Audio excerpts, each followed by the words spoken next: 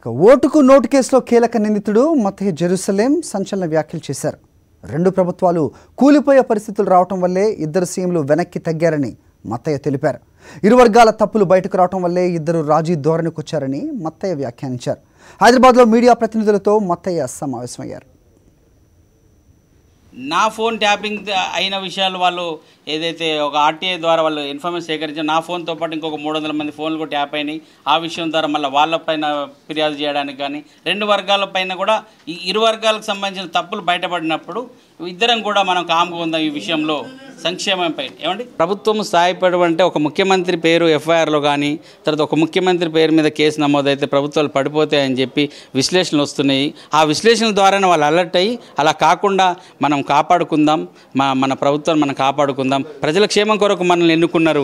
ఈ చిన్న విషయంలో మనం ఎందుకు ఈ వ్యక్తిగత పంతాలకు పట్టింపులకు పోయి మనం ఈ రకంగా ప్రజలకు హాని చేయొద్దని చెప్పి ఇరు వర్గాలు కూడా శాంతించి ప్రజా సంక్షేమానికి వారు కట్టుబడి ఉన్నారు.